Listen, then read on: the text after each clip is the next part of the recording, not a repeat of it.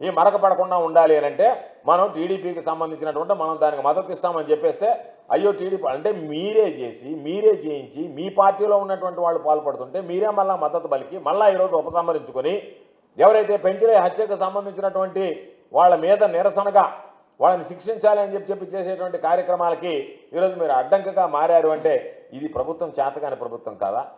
మీకు ఒక నిర్దిష్టమైనటువంటి ప్రణాళిక, నిర్దిష్టమైనటువంటి ఆలోచన, నిర్దిష్టమైనటువంటి కార్యాచరణ ఉందా అనేటువంటిది ఆలోచన చేయండి. ముందేమో చెప్పారు, ఆ తర్వాత ఆలోచన చేశారు. ఇది చేస్తే మళ్ళా ప్రభుత్వానికి వ్యతిరేకత వస్తుందో మేము విమర్శించాం. ఒక పార్టీ, రూలింగ్ పార్టీ, అధికారంలో ఉన్నటువంటి పార్టీ ఏదైనా కేంద్ర ప్రభుత్వ విధానాలకు వ్యతిరేకంగా రాష్ట్ర ప్రభుత్వం తప్ప రాష్ట్ర ప్రభుత్వంలో ఉన్నటువంటి ప్రధానమైనటువంటి తెలుగుదేశం పార్టీ రాష్ట్ర ప్రభుత్వ విధానాల మీదనే బంద్ చేయడం ఏమిటి అన్నాం. ఆ రోజు ప్రకటించారు, ఆ తర్వాత తెలుసుకున్నారు. దానికి సంబంధించిన అంతా స్క్రోలింగ్ ఎక్కడ పట్టినా సరే టీడీపీ వాళ్ళు వెళ్ళి నేరుగా వాళ్ళు ఇల్లు కూలగొట్టారు. అంటే మీరు కష్టాలు పడుతున్నారు. మీ మీద పడ్డటువంటి నిందని కడుక్కోవడానికి, ఆ బురదను కడుక్కోవడానికి, ఆ నిందని తుడిచివేయడానికి అనేక రకాలైనటువంటి కష్టాలు పడుతున్నారు.